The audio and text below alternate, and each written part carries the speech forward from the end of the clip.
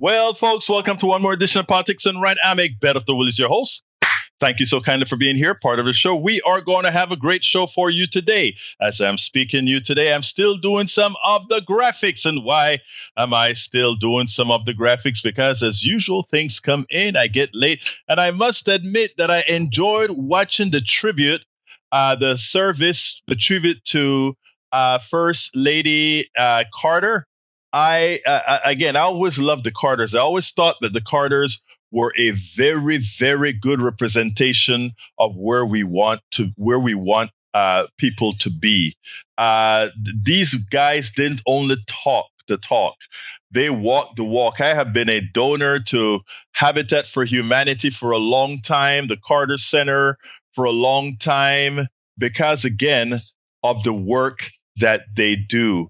They put their money where their head, they put their money where, or their mouth where, whatever. You know what that saying is. They are doing the right thing, and we commend them for who they are and what they have done. But anyhow, as I continue to build my graphics for the show, I want to welcome aboard Bridge MCP is in the house. How you doing, my beautiful Bridge? We also have Yvette Avery Herod, our beautiful Yvette. How are you doing, Yvette? I trust all is well with you. How is that new contract with the UPS working out for you? Have you seen some improvements? Have you seen and you know, one of the major improvements is how is that cash flow? I hope the people have actually been able to materially see that yes, in fact, the unions are working for us, and what we bargained for, we got. I hope that is the case. Let me know if that's the case. I'm eager. I'm eager to find out. Anyhow, additionally with us is Eric Hayes. Brother Eric Hayes is in the house. May Wood is in the house.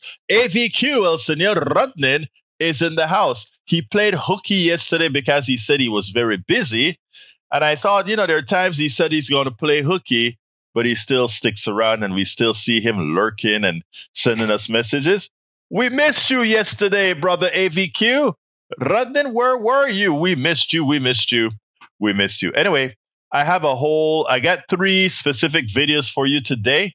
And I'm queuing them up as we speak because, like I said, you know how it goes, folks. You get started late, etc. Melanie Keelan is in the house from Barcelona, Spain. Yep, Hunter Biden agrees to testify before the GOP led. Yeah, and I heard they made a fool of themselves as they didn't know what to do when Biden said, "You want me? You want me? You got me." And I heard, well, I haven't read the entire story yet. I've got to read the story, but let me finish queuing some of this stuff up for you guys. Chris Hayes. And the other one I want to queue up here is the one from Alex Wagner, my girl, Alex Wagner. Okay. I think I got everything queued up now. I am ready to go. Let me save. I'll be here every Tuesday through Friday, says Rudnin. All right, let's get busy. Eric Hayes says outside of the White House, Carters were great. Bridge MCP says it was very sad watching Jimmy Carter lay there. I know. It seems like he wasn't even collective, right? I blew up my TV and took a look to see if I could see his face. It looked to me like he was sleeping. Is that what you saw, Bridge? I thought he was sleeping, he's in hospice as well. Let's see what else we got here. Bridge says Hunter Biden agrees to testify before GOP-led House Oversight Committee. Yes. We also have from, let's see, anything else that I need to read. Okay. Here's what I'm going to do, folks. I am going to go ahead and I'm going to play. Netanyahu is a creep. Let me just say that. I repeat, Netanyahu is a creep. And years ago, he said he can get the United States to do anything he wants the United States to do. First, I want you to listen to Rula Jebreal. Rula Jebreal is a woman I interviewed several years ago. And I think it was during the Intifada that I interviewed her at KPFT. And here she does an interview on MSNBC, and she pretty much says it like it is. What really has to occur if we want a solution to the Palestinian issue? And what I want you to do is listen to this woman. She is a Palestinian, and I'm sorry, she's an Israeli. She's an Israeli. She now lives, I think, in France. But check this out, and then we'll take it on the other side. Israeli and foreign policy analyst Rula Jebreal. I interviewed her several years ago. This is one smart woman who really understands foreign policy. She's an Israeli.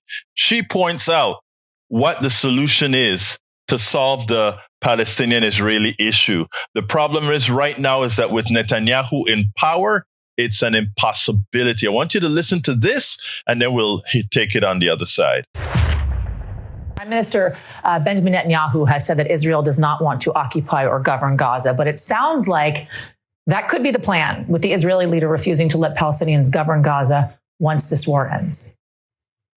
I think that the only force right now that can guarantee that Hamas, that terrorism does not reappear and take over Gaza again is the Israeli military. As far as the civilian management of Gaza, we need to see the following two things. Gaza has to be demilitarized and Gaza has to be de-radicalized. Mm-hmm. And I think so far, we haven't seen any Palestinian force, including the Palestinian Authority, that is able to do it. All right, joining us now, award-winning Palestinian-Israeli journalist and foreign policy analyst, Rula Jebreal, to talk more about this. So we essentially just heard the prime minister saying indefinitely they want to secure Gaza after this war is over, whenever that end comes. They have no confidence in the PA. They have no confidence in Mahmoud Abbas, despite the fact that the Secretary of State met with and shook hands with in Ramallah with Mahmoud Abbas just over 10 days or so ago. What do you make of that? To me, that sounds like a reoccupation of Gaza. It is a reoccupation of Gaza, but this has been Bibi Netanyahu's policies, not only for Gaza, even for the West Bank, the occupied territories, and for East Jerusalem. This has been his policy, his stated policy for decades. Even when he talked off video and on video about what's his policy and strategy for the West Bank, he always said Israel will always oversee militarily the West Bank. And so basically he's talking about reoccupying. We have videos of soldiers saying resettlements. We have ministers from this government, the most far-right government in the history of Israel, saying, we need ethnically cleansed Palestinians. Minister after minister saying we need a second Nakba. They're implementing their coveted strategy. And it is astonishing that the only people who doesn't hear what he's saying is the Biden administration and Bibi Netanyahu himself. One of the things that we forget. Do you think they're not hearing it, or it's just putting them in a very difficult position and they're unsure how to approach it as of yet? Because we have heard the president repeatedly say he wants a two-state solution. The Secretary of State did meet with Mahmoud Abbas. They wanted the PA to be a part of the governing of Gaza after this conflict is over. They have reiterated that, and it was just over the weekend. Right, the prime minister came out and said, in fact, Israel will essentially secure Gaza. So there's one thing about saying things and another thing about doing them. The world, especially the global south, believe in facts, not words. The administration actually voted against a resolution 2 days after President Biden talked about two-state solution that hold Israel accountable when it comes, or end Israel's colonization of the West Bank and stop the settlements. So you cannot have it both ways. You can say, I am pro two-state solution and undermine every diplomatic effort to stop the settlements that is the major obstacle to a two-state solution. Bibi Netanyahu was the man that 30 years ago went to the streets and lobbied against another prime minister who talked to the Palestinians, Yitzhak Rabin. He's the one that led the chant, never concede any territory. He's the one that, in a famous demonstration against Yitzhak Rabin, who deployed two policies, fighting extremism while negotiating and conceding territories. He's considered a traitor, Yitzhak Rabin, today because simply he talked to the Palestinian and tried not on a perfect deal, the Oslo Agreement, but try to talk to the Palestinians and do something beyond a military option. What he's offering is only a military option. There are many Israelis, there are Israeli analysts, former members of the Israeli government. I just spoke with Ambassador Ilan Pincus, who believes Netanyahu needs to go. Israel cannot go forward with Netanyahu as leader of that country. All that being said, though, there is also this overarching belief that Hamas needs to go. They can no longer govern Gaza after what they did on October 7th. So what then is this? Who should be governing Gaza after this conflict is over in the eyes of the Palestinians? Look, there's multiple solutions, but the most important one is to look at America's experience in the war on terror. We cited what the United States is doing today is putting on the table only one option. It's a military option. However, we remember in Iraq, you had hundreds of terrorist attacks a day. I was there as a correspondent on multiple occasions. And the only time we ended these kind of attacks is when you put on place a policy that ends subjugations of the Iraqi Sunni. If you don't have that policy in place, which ending the subjugation of the Palestinians, giving them freedom, you will have another Hamas in place. Exactly, the Israelis understand that. In 1993, when they invaded Lebanon, the policy would be instituted by whom? The policy will have to be an international policy that be put in place. You had that in Lebanon in 2006. After the war between Hezbollah and Israel, what happened? You have an international body, the UNIFIL peace mission that was put in place and guaranteed that never be a full-blown war between Hezbollah and Israel.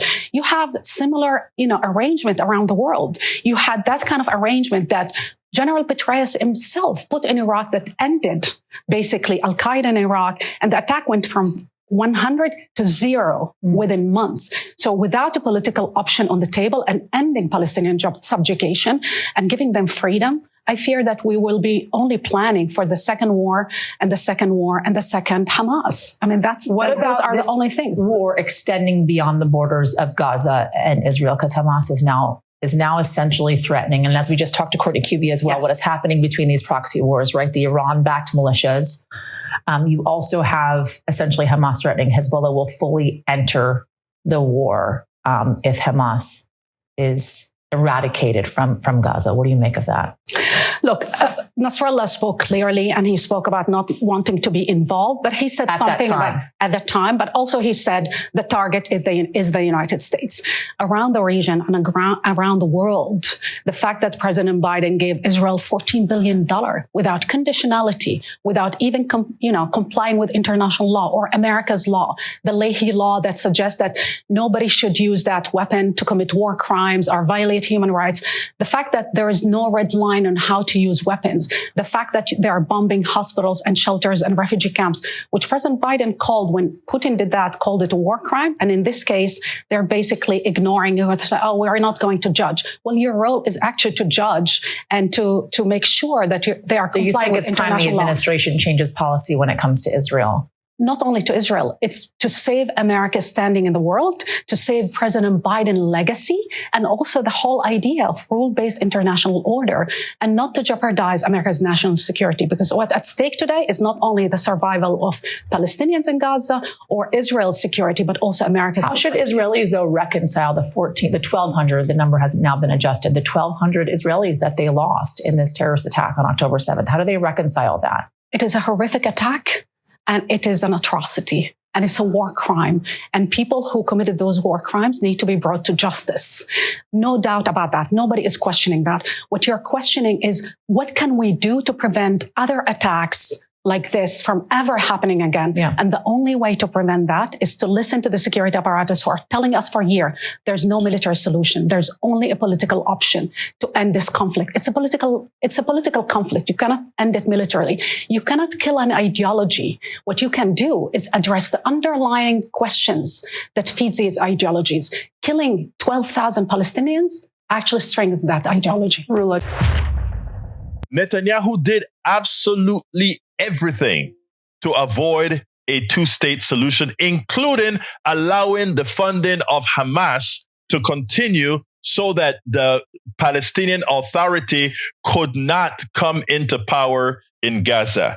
So if you really want to throw some blame as to how a terrorist organization like Hamas was successful in coming into Israel and killing 1,200 people, look directly at Netanyahu, who did not protect his people. And he did not protect his people because he emboldened and strengthened Hamas.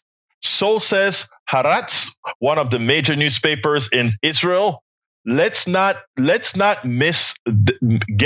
them to steer us anywhere else. That the reason that Israel must decimate Gaza, murdering over 15,000 innocent civilians, it's because of what Hamas did.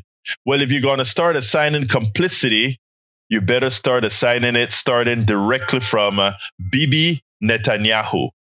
That is one of the people right now holding that entire region hostage. Absolutely so. And what I want to do is I want to bring something on the screen, but it seems like our screen is having that issue with it blinking again, which I don't understand what it is. Let me go ahead and bring it up and see if it changes it when if it'll stop the blink. Let's see. All right. There goes our blinking screen. But you know what?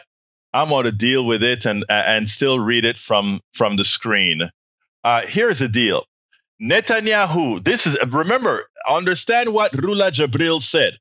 The only solution is negotiation. It's a political solution. It's a two-state solution. That's what we're talking about, right? Because again, people say, I see in the messages, Lee Grant says, Palestinians governed since 2005. How did that go? No, they didn't govern through 2005 at all. Let's understand what governance in Palestine, in Gaza and the West Bank means. It means that you have no control over your borders. It means that you could not import at will. It meant that you could not defend yourself at will. It meant that everything needed to pass through Israel. It meant that your water was controlled. Your electricity was controlled. They didn't govern Gaza. Don't ever sit down and think that because you have municipal government, that somehow that made you a governing entity. It's a lie that Israel has always put out there, that somehow this occupied territory had some real form of self-governance. That was never the case. So you can't talk about there being governance when these folks were under the under the boots. Their necks were under the boots of Israel. People say, well, Clinton gave the option to Palestine for a two-state solution back in his day, 1999 or something like that, and Palestine rejected it. Of course they rejected it. Who controlled the mineral resources of that new state? Who controlled the borders of that new state? Did that new state have the ability to have its own military to defend itself? No. That is like us telling Mexico, you can exist, Mexico, but you can't control your borders, Mexico. You can't have a military, Mexico. You can't grow unless we tell you can grow, and the minerals that's under the ground in Mexico aren't yours. There was never a viable option. The PLO director, Yasser Arafat, before he rejected it, he sent a long email, a long piece of mail to Clinton. Please clarify this. What does it mean? Because nothing was made clear. And if you take a look at how Bibi Netanyahu operates, you know that in not making something clear, it allows them to do many things, from committing atrocities to many other things. Bibi Netanyahu is an evil soul. Now check this out from Common Dreams. Netanyahu says he is the only one who will prevent a Palestinian state. So there you go. We have Biden going around the world saying the only solution to this problem right now is a two-state solution.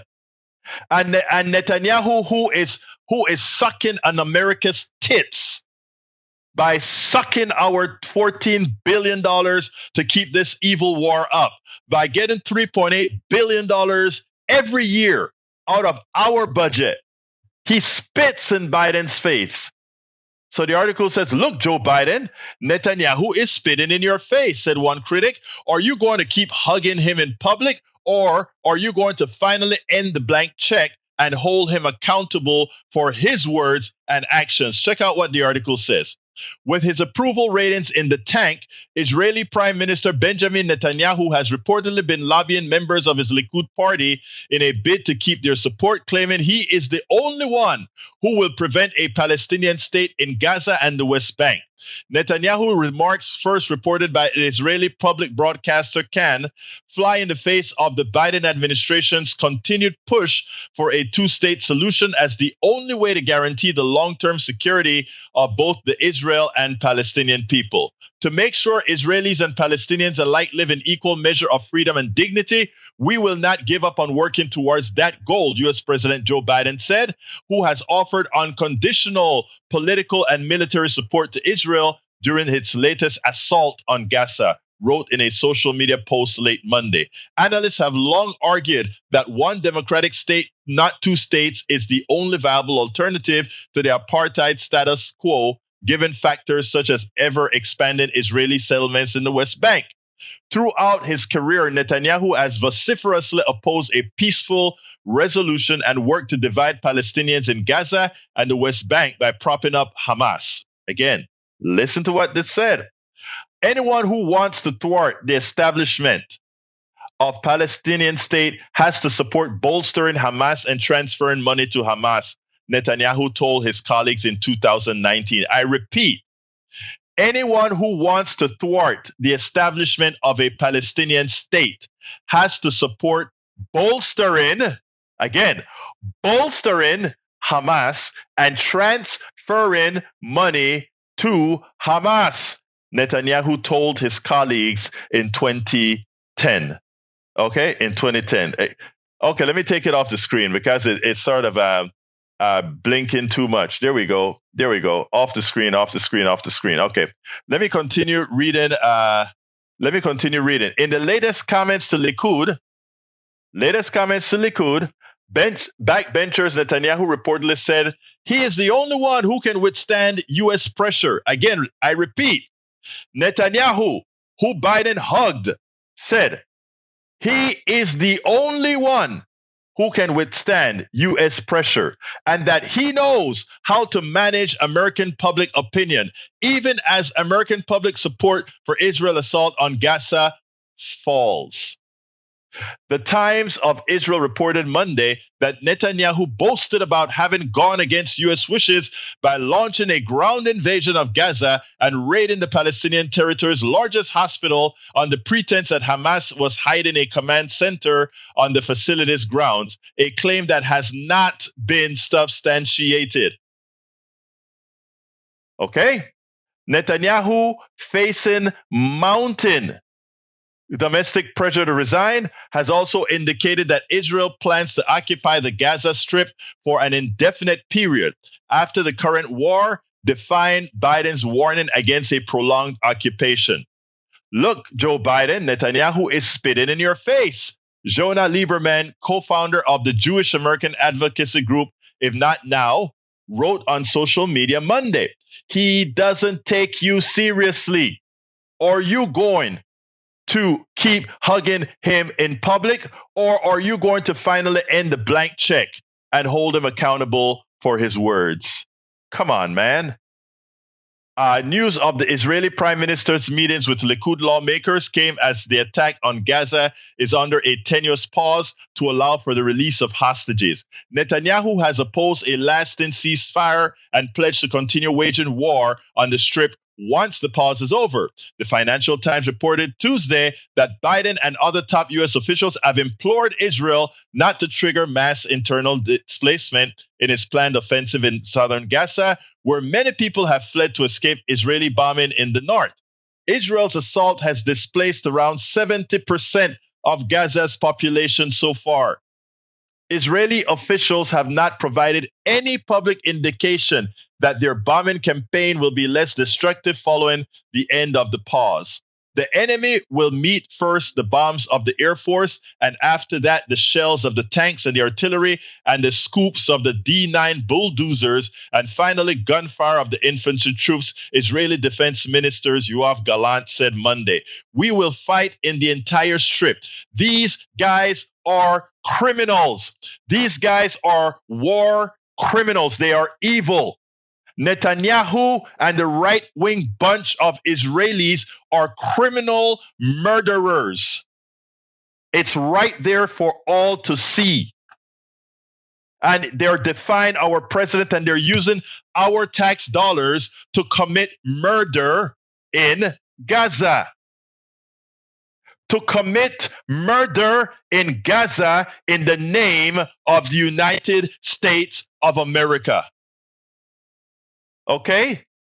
So, it is imperative that money to Israel stops. If they overthrow Netanyahu and they start working on a two-state solution, then we can resume assisting them and also ensuring that Israel rebuilds Palestine for all that it destroyed. When we talk about evil, instantiated evil, this is what it looks like. This is what it looks like. This is what utter evil looks like.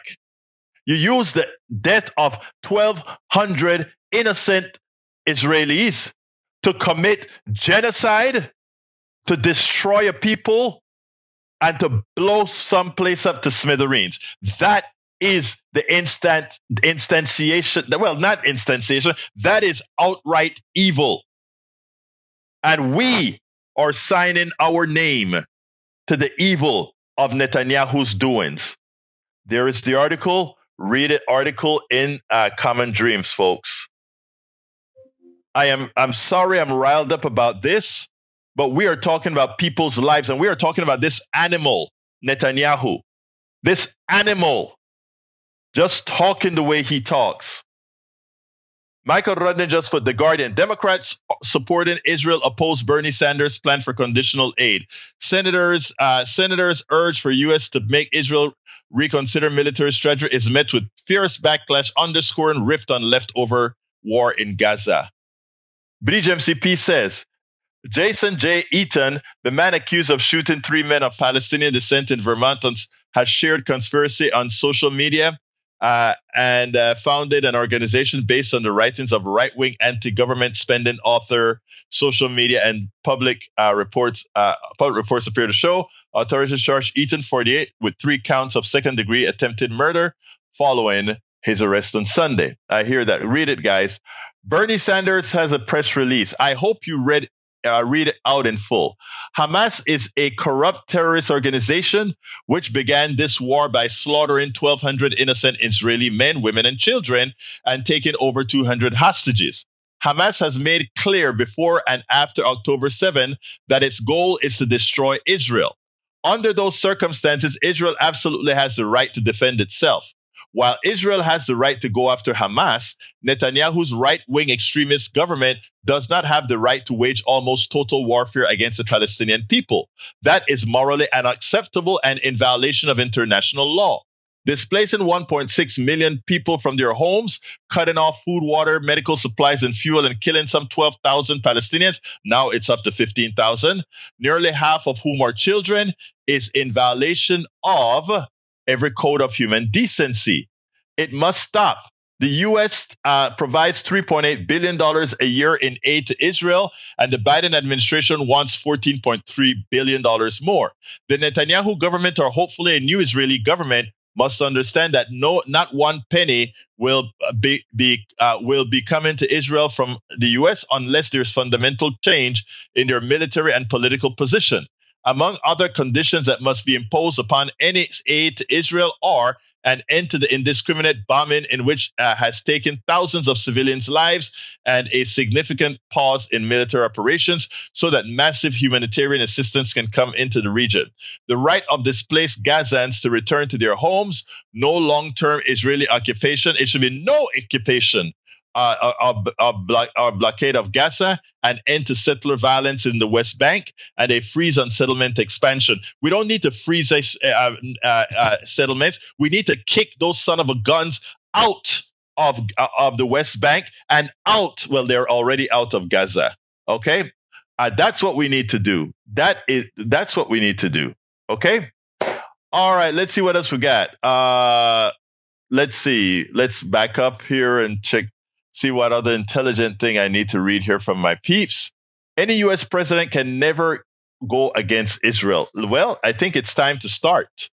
It is absolutely time. There got to be a start sometime. And you know how that start comes? When the American people start to react. All right, let's see. Mike C-Sex says, I find it odd that folks here who don't know history doesn't know that so-called Palestinians have refused a two-state solution. Again, I've explained that. It's you who don't know history. You just know that they were offered a two-state solution. Read the fine print. It was all biased towards Israel, including for mineral rights and all of that were undetermined. You need to also listen to Charlotte Dennett, who talked about why Israel is trying to take over all those different lands. Okay, it's time. It is time to start. Past time. Absolutely so. Okay, let me go to my second video. This one here has to do with Alex Wagner. Alex Wagner, you know, right now, beforehand, I see. Egberto, I'd agree with you. We need to talk about that recently stolen land in the West Bank. Right now, my focus is on the ceasefire and the release of hostages. I don't know how to establish long-term peace, but the short-term peace is possible. I do know how to establish long-term peace, and you do too. But we have to be honest with ourselves. We have to start working with progressive Jewish people who really want peace, not with Zionists who are definitely, look, these people that moved into Israel are not even of the land. Okay? Let's be honest. Let's be honest.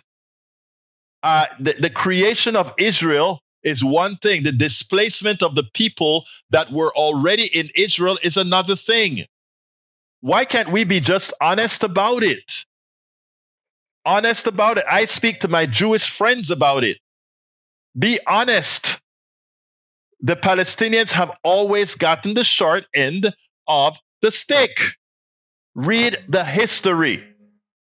Read the history. That's all you got to do. Ask yourself how this country came into being, and after coming into being, as a lot of these European folks came to Israel, okay, and look, that's fine, but let's be clear: you can't go ahead and overrun the people that already owned land there because you can. Let's be honest, and also remember what Biden said. If Israel didn't exist, we would have had to create it. What the hell does that mean? The residents in southern Israel were progressive. Two-state solution didn't stop them. You know who didn't know they were progressives? The Hamas didn't know that. But guess what? Let me bust your bubble for a second. Many of the hostages wrote notes back to Hamas. It's amazing. Thank you for having treated us like human beings. And they were able to hear some of the stories of Palestinians. All right, Egberto, I read that 6,000-year history of the area. You keep lying about it. What 6,000 years about the history? Remember how what happened? Moses brought the Israelis out of bondage in Egypt, according to the story. And when they crossed into Canaan, what happened again? God told Moses, because of some sins that Moses committed in the 40-year traverse, he said, you will not enter to the promised land. And Aaron took them into the promised land, and God gave them that land. Okay? Now, what about our indigenous people? Suppose our indigenous people said, our supreme being gave us this land called America, and the Europeans came to America and took our land. Now we want it back. So now the indigenous people come out and they go to New York and they go to Tulsa and they go to Miami and they go to all these other places and say, we are reclaiming this land that belongs to us. Okay? Be careful what you're saying. Be careful what you're saying, Mike Cisak, because you live in America and we have our own sins of occupation. Okay? So be careful to hell what you are going to say, my brother. Because we ourselves live on occupied territory. It's just that the indigenous people aren't raising hell about taking it back. Okay? So be careful. Be very careful. Britt says, Bible is a moral story. The Old Testament written by Jews who claim they are the chosen. If I wrote, I would choose me too. All right. Lee Grant, here's some history. Muhammad slaughtered Jews in the 7th century. This thing goes back a lot. What's your point? Right now, Netanyahu is slaughtering Palestinians. What's your point? Please tell me, what's your point? You know, what's your point? I'm going to put it up for a short while, but it's going to blink. So I'm going to take it off rather quickly. But you're going to see for a short while, maybe you blink for a while. The article that Rodney Nasmi put up says, so you're telling me you believe Hebrews are entitled to the land of Israel because their ancestors once lived there? And the meme has a picture of an indigenous woman. And that's why I said several days ago, America does not have the moral authority to tell Israel about their occupation. But the American people, the government that is, but the American people can be honest in the way we talk about it, right? We can be honest. It's a difficult situation. All right, let me go ahead and play the Alex Wagner video. And this one here pushes back when this guy talks about Hamas winning the narrative. And, well, let's listen to this. Then we'll take it on the other side. Narrative is everything. And I love what Alex Wagner did here to Christopher O'Leary, who is a former director of the U.S. hostage recovery. Because as you know, our media has been very one-sided. And in being one-sided, it has assisted in creating a world where international affairs are not seen or seen by the American public in a fair manner. And as such, we have some people who get the benefit of the doubt, others who do not. We get the false impression that some groups are more violent than others. We get the idea that somehow a particular group is benevolent, fighting to solve a problem with those evil guys. And I think that has been one of the major issues in the Palestinian-Israeli debate. The reality is, Obama said it best when he said, there's blood on everybody's hands. But if you listen to our media, in the aggregate, it is always pro what Netanyahu is doing, pro-Israel, to the extent that it changes it changes people's humanity. It allows them to not see what their eyes are telling them is happening. And that is what's happening in Gaza right now. And the great thing about it is we have some journalists, some reporters, some hosts that won't fall for that will not fall for those insinuations. I want you to listen to how Alex Wagner dealt with it, because this guy just says something in passing. You know, right now, Hamas is winning the narrative and Israel is doing something to turn it around. And he just said in passing, and it's like Hamas is evil, but winning the narrative, and Israel needs to turn around. And the reality is, Just look at the destruction. That is what's winning the narrative for the Palestinians. It has nothing to do with Hamas. It has everything to do with what Israel is doing in Gaza. Check out how she does it subtly. I thought it was great. I hope a lot of people saw it, but for those who don't, here it is. Can I ask a basic question? But, given the sort of asymmetrical numbers from previous hostage releases where one Israeli hostage has been exchanged for, I think, up to 1,500 other hostages, is it really a bad sign that it's 50 to 150? I mean, given history here, it could have been, tell me why you think this is a lot of demands relative to other negotiations. It's not, that's not an unreasonable number. Hamas has different priorities now than they did back then. Their priorities now are to buy time. Yeah. They are looking to survive, to fight another day. They're looking, as they're buying time, for the international support and domestic support in Israel for the military offensive to erode. It already has. We've seen that. We're also looking at increasing friction between the hostage families and the military goals. So, these two primary objectives, to defeat Hamas and recover the hostages, couldn't be more in competition with each other.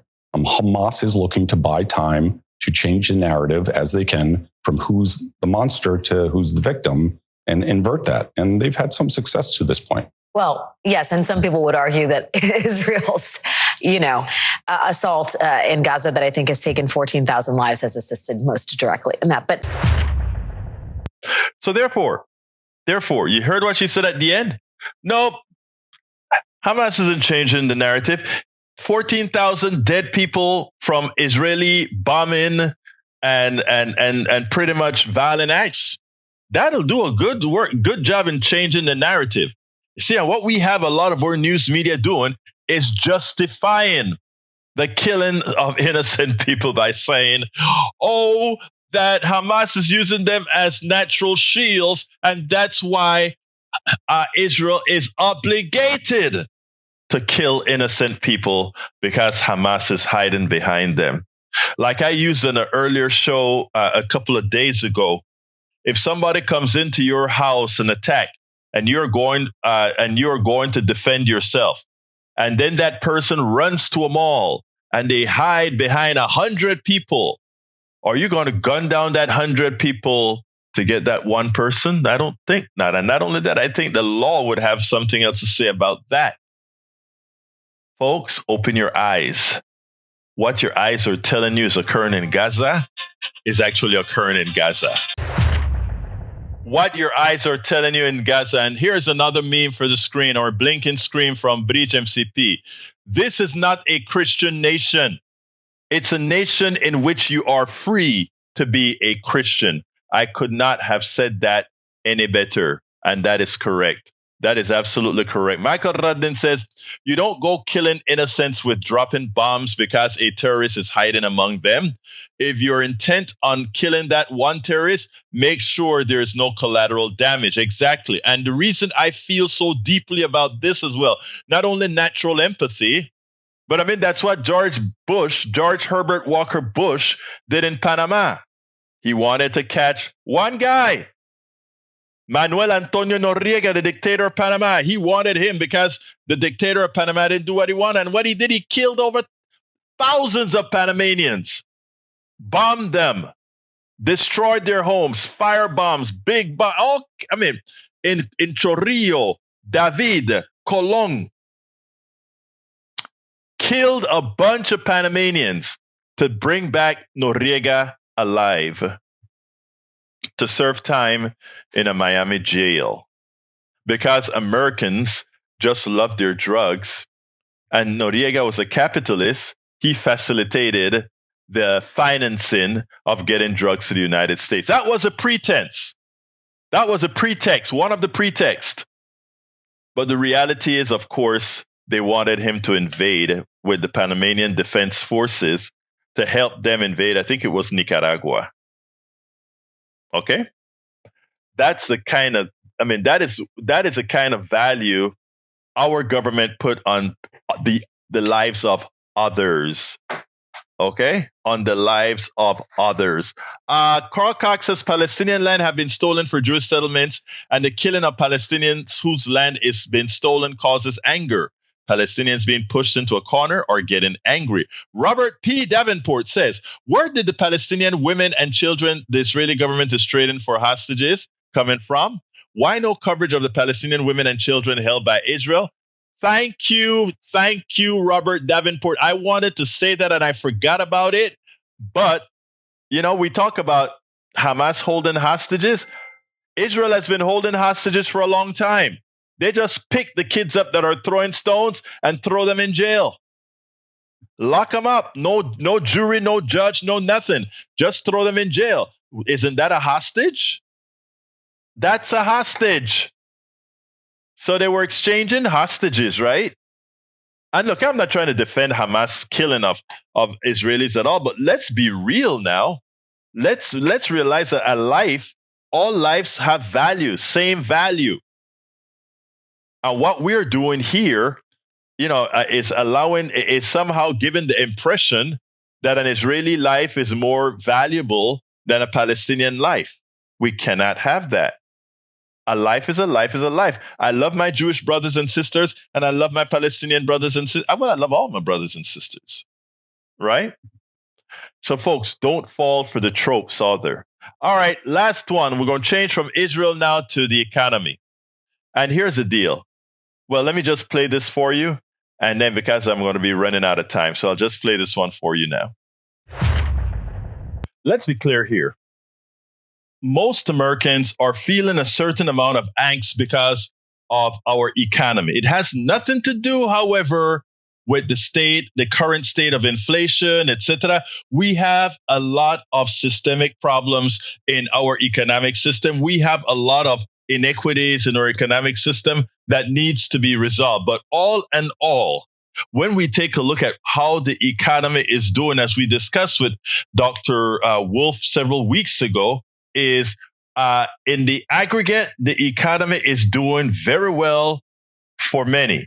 Now, we need a complete economic overall for it to be an all-inclusive economy. But for what we have been used to for the last 35, 40 years, this economy is actually pretty damn strong. Now, again, there's a lot of things that we have to look into. Healthcare that is done completely incorrectly and inhumanely, the working, all of those things need to change. But when we compare administration to administration, economy to economy, let's get real, folks. Inflation and the other issues that Republicans would like to attack Biden on aren't the issues within the economy that should be spoken about. We need an economic revamp, but based on our current economic model, Biden is doing pretty good. Take a listen to what Chris Hayes has to say about why are you going crazy about the economy when the numbers are getting better. Check it out. It's become a cliche or a ritual of this inflationary post-COVID period to talk about how much more holiday staples cost each year. It's all but a tradition at this point over on Fox News. Thanksgiving dinner prices in 2023 hovering close to last year's record high. Look at inflation. Even though it is way down from the highs of a year ago, inflation is still running at a clip of about 3.25%. Our place in the world right now is trying to figure out if we can afford Thanksgiving dinner. That's our place in the world. Whether or not we can actually go somewhere to see the family because of gas prices. Americans are still feeling inflation pains ahead of Thanksgiving next week. We went to go buy a turkey today. It was $90 for a turkey. $90 for a turkey, by the way. Coda on that, it turned out to be like a super like fancy free range turkey, which is sort of funny. One of the biggest issues surrounding any inflation discussion is that anything other than deflation feels for a lot of people like the situation just keeps getting worse. Let me explain, right? The rate of inflation is slowing. You can see it dropping on the right side of your screen ever since its peak at 9% in June of 2022. But the rate is just how quickly things are getting more expensive, right? They're getting more expensive more slowly. The problem is people want the actual prices to come down. The price level is what we feel in our daily lives, not the rate of change. But here's the thing. Right now, we are seeing the actual price level, not just the rate, starting to change materially in some key areas. Here's an example. Key prices going down, not just going up more slowly. Price per gallon of regular gas is down 15% from its peak back in September, almost down to what it was at the beginning of the year, well below the 2022 high of more than $5 a gallon, which is to say, not just the inflation has declined, it is deflated. Gas is cheaper now than it was last year. Cheaper now than last year. Holiday air travel prices also down. According to the travel deal site Hopper, Thanksgiving airfare is down 14% from last year and even 7% less than pre-pandemic in 2019. Christmas airfare, likewise, down 12% from last year. Again, these are drops in prices, right? And as one of the mascots for the holiday season, the price of turkey, Jason Chaffetz managed to spend $90 for, is also down. On the first page of the Wells Fargo Thanksgiving report, it says, quote, retail turkey prices averaged $1.47 per pound, down 9% or 15 cents per pound from October of last year. Again, that's not the rate of increase slowing. That's actually it being cheaper this year than last year. The problem is that everyone seemingly has incentive to cover the rise in prices. And so there's very little coverage to no coverage when costs actually go down. I think leaving people with the impression that things are just materially worse in every category year after year.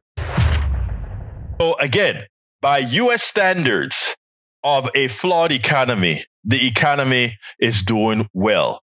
If we want the kind of economy that really works in a humane, compassionate manner, we have to get rid of all the neoliberals. We have to get rid of all the Republicans, and we have to install progressive people who understand what an economy should look like and not create one that serves the few. But in the interim, if it's Biden or Trump or Biden and any Republican who believes in austerity, I think the answer is clear.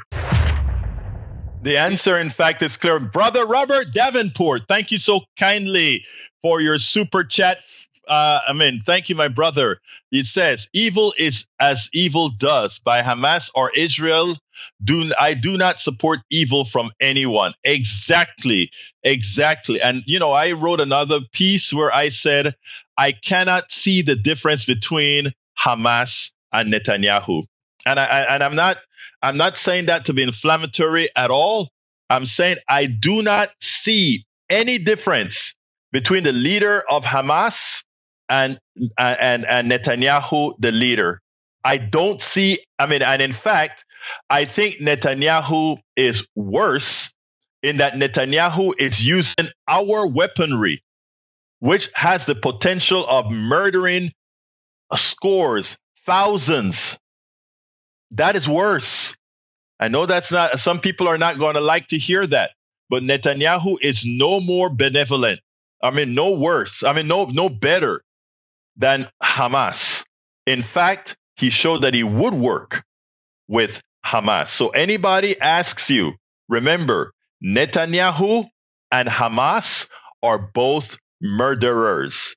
I repeat, Netanyahu and Hamas are both murderers. Don't you dare forget that.